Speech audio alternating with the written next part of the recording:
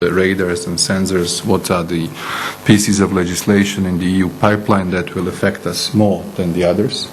And in this respect, we are trying to increase in rather systemic manner the quality of the state administration, which certainly for most of the countries in transition is always an issue which can be improved.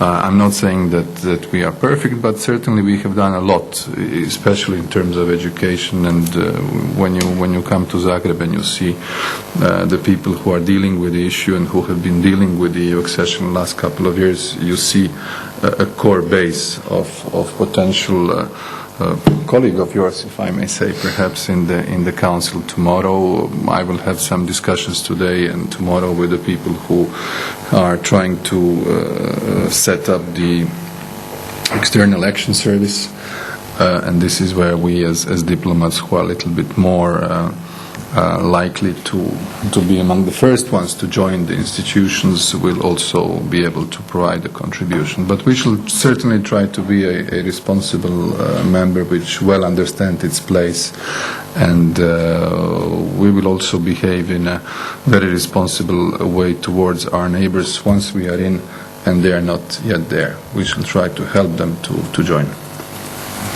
There was another question in the back there. From WWF European Policy Office. My question is, of course, about environment. My colleagues working in Zagreb are working closely with the State Institute for Natural Resources, and it seems it's going to be closed while it was established to help on the, if I understand, in 2003 to promote harmonization with the acquis, environmental acquis. And the question is specifically on this, how all the task of implementation of the laws will be taken in this area, but maybe not. So it's a question I had from our side. You establish this institute for the accession process, and then the competencies go to somewhere else. I mean, the question is, this institute was working well. Why is it being closed, and where will go the competencies of implementation? Frankly, I don't know. I really don't know. I've been in Zagreb for 2 months. I have no idea what happens with the office of the WWF in Croatia. And in order not to tell you something which I don't know, I will reserve myself. I can provide you with an answer later. I really don't know. I'll be sincere and open. It's very good to be frank. We cannot know everything. Absolutely. Any other questions from the audience? In that case, I'll abuse my position as the chair to ask a couple of questions, following up also on something that has been asked before. In particular, my questions were prompted by your remarks about the referendum that you will be having before accession, and I find that is a very sensible approach. It's also very, very sensible, and I fully subscribe to your idea of not having referenda on issues that have an impact beyond your borders, and I think that should be something kept in mind. But from the way you formulated this, it sounds as if you're a bit worried that the Croatian public may be turning away a bit from accession and no longer be entirely sure about the advantages of joining. We have seen something like that is happening in the case of Turkey, which of course has been waiting for a much longer time and has completely different prospects. But the question would be, is that the case? And as you said, you also have the responsibility for communication, and what will be done about that? And the second question, which is even more provocative, if I may, is about the other element when you said it would have been useful to have a deadline because that would have kept us going in terms of implementing the reforms and so on and so forth. That's understandable. There is this usual debate about conditionality, though, and the question would be then, does this mean that once Croatia will be in, we should expect a bit of a relaxation in terms of reaching certain targets and then continuously improving the country's administration, economy, and so on? Well, the first one, absolutely. First of all, the referendum is an excellent institute if everything goes well. If it doesn't go well, then it becomes rather a delicate one. My second remark about the mood of the Croatian public. The further we were away, the support for the EU was higher. It was even 10 years ago, we were like in 80 versus 20, grosso modo. Today, the latest opinion polls which we commissioned, and when we do it in waves regularly every 3 to 4 months, the turnout if the referendum was, for instance, yesterday, would have been around 70%.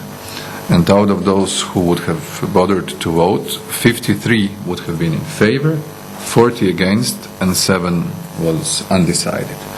This was a slight increase in terms of the mood of the Croatian people from the last check, and that was in December, and we managed to decrease those who are against.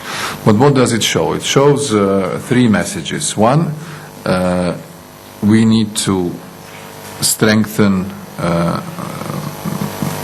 increase and improve our communication on the EU issues. So we need to inform people always more, because it's never enough, even though how many symposia you organize, how many good websites you put up, how many interesting people go out and say why this is all positive for the Croatian citizens. There is still the part of the electorate which doesn't really make a necessary click, which has no interest to go to a certain public event and listen why the EU is important. So we need to target those who are uninterested, perhaps even afraid of a change, or per se against, because the whole process lasts for so long. And this length of our process is our biggest difficulty.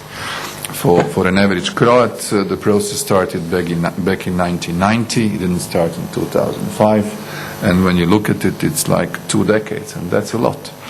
And when you have this element mixed sometimes with a general I would say resentment vis-à-vis the political elites, which are sometimes linked to the corruption cases, then you have some sort of an amalgam in the public where a certain EU condition can be linked by, let's say, a bilateral interest or something that the majority of people do not see as just.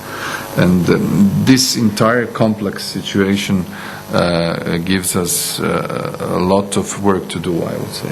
We need to, once the referendum is there, I personally believe we should go somewhere around 65% at least, because it's such a strategic decision and you need to have the public behind. If you don't have the people behind such an important change and such a long-term strategic choice, then it's, in a way, even if we win with a close margin, I don't think we'll be happy. We need really a serious margin once the people vote on the issue. So this is how I see it. About the deadline, it would have been easier if there was a political decision on the EU side at the highest level saying, okay, Croatia has done so much the last couple of years. We have scrutinized them in all aspects imaginable.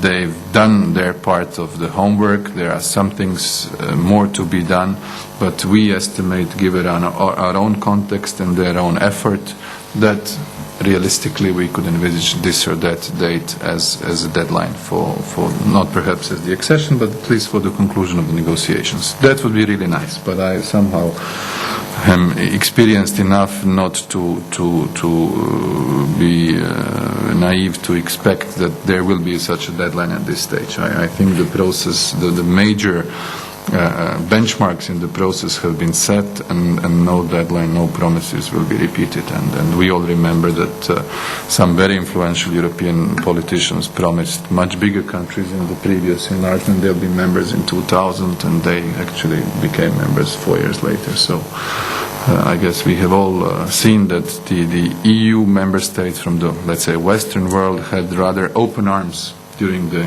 90s. This last decade, I had the impression all the time that the arms were crossed like this when we talked enlargement. So we had to somehow squeeze ourselves in, and we are still trying to do that.